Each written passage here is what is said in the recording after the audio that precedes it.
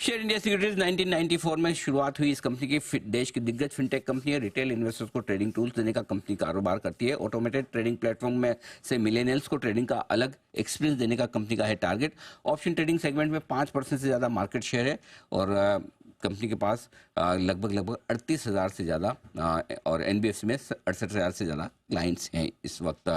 आइए सचिन गुप्ता साहब से करते हैं मुलाकात। कंपनी के सीईओ हैं और आज हम उन्हें आमंत्रित इसीलिए करें कि इन बदले हुए नियमों का ब्रोकरेज इंडस्ट्री पर क्या असर पड़ेगा और स्पेशली जो एल्गो ट्रेड करने वाले ट्रेडर्स हैं उन्हें कितना इसका किस तरह का असर उन पर होगा। सचिन जी बहुत बहुत स्वागत है आपका, धन्यवाद हमें समय देने के लिए। सबसे पहले तो बताएं कि जो वायदा कारोबार के लिए ये नए नियम आए सेबी की तरफ से जो 6 बदलाव किए उसे कैसे देखते हैं आप अपनी इंडस्ट्री के लिहाज से?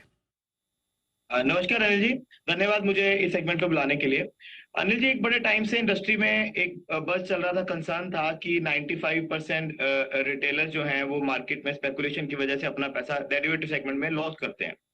और कहीं ना कहीं हम सबका एक प्राइम मोटिव है कि जो रिटेलर है वो स्पेकुलेशन कम करे और लॉन्गेविटी अपनी इंश्योर करे। हम सब सेबी भी इसी चीज को लेकर कंसर्न थी।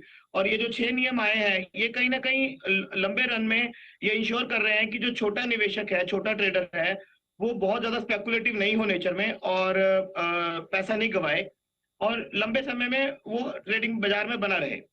तो ये 6 जो नियम है सर, डेफिनेटली ये एक मार्केट को नई रूपरेखा देंगे और हम सबको इसको अडेप्ट करने में 1 आध 2 क्वार्टर जाएंगे।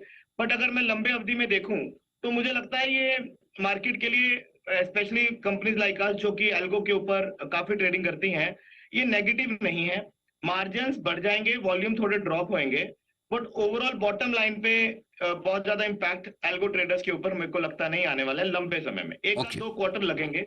ओके तो दो चीजें आप ये कह रहे हैं कि 1 से 2 तिमाहियों में वॉल्यूम्स भी वापस से आ जाएंगे और मुनाफे पर भी असर नहीं होगा। लेकिन एक दो चीजें जो मैं जानना चाहता हूं, पहला, क्या वाकई में रिटेल की तरफ से जो अनाप शनाप ट्रेडिंग हो रही थी या ऑप्शन सस्ते ऑप्शन समझ के खरीदे जाते थे, जिससे कि बताया भी गया ना कि 1,80,000 करोड़ इधर से उधर हो गए, क्या इसमें कमी आएगी?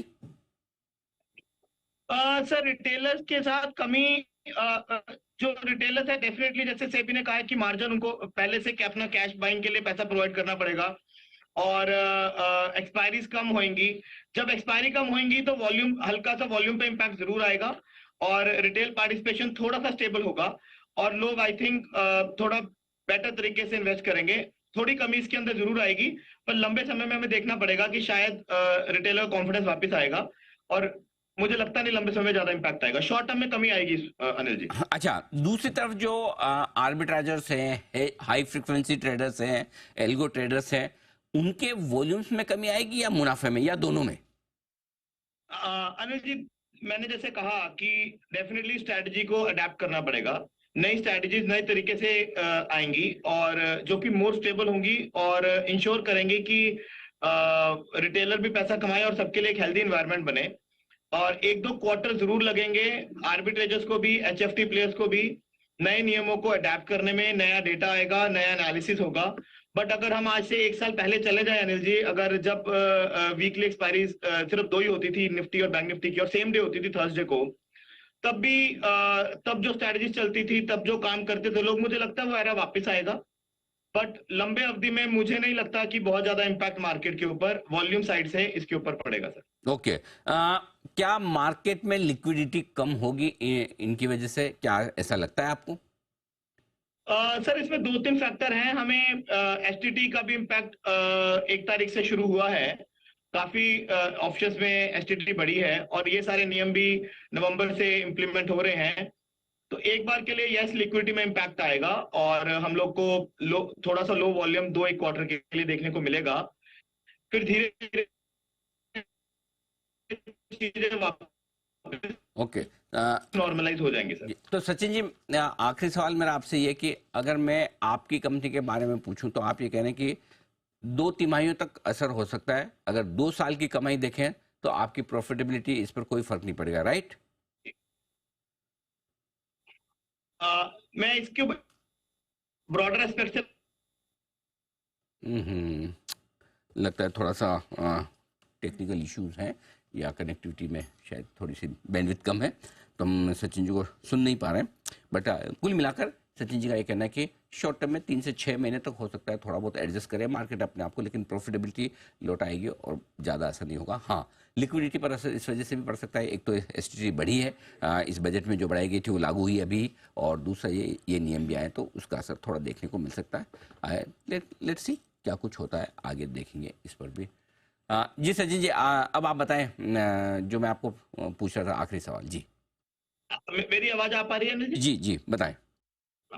अनिल जी, ब्रॉडर एस्पेक्ट में देखें तो आज शेयर इंडिया में, जैसे आपने मेरे लिए क्वेश्चन पूछा, तो हेलो, मैं सुन पा रहा हूँ जी, बताएं सर। आज काफी काफी डिफरेंट सेगमेंट के अंदर शेयर इंडिया आज काम कर रही है। जैसे रिटेल एल्गो पे हम लोग काफी काम कर रहे हैं, एमटीएफ के ऊपर काफी काम कर रहे हैं।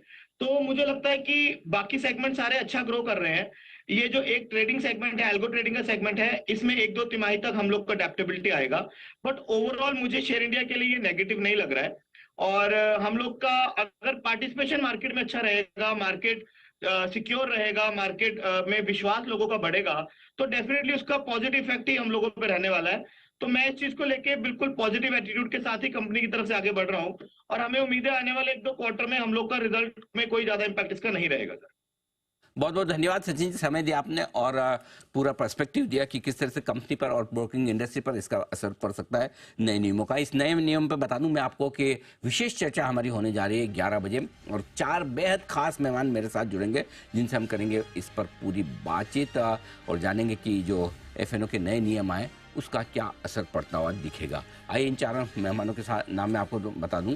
हमारे साथ बाहेती साहब जुड़ेंगे, उत्तम बागड़ी साहब जुड़ेंगे, रूप किशोर बूटा और गोयल साहब जुड़ेंगे। इन चारों से होगी हमारी मुलाकात, ये आपके लिए विशेष शो मिस मिल गया। आइए धर्मेश खान साहब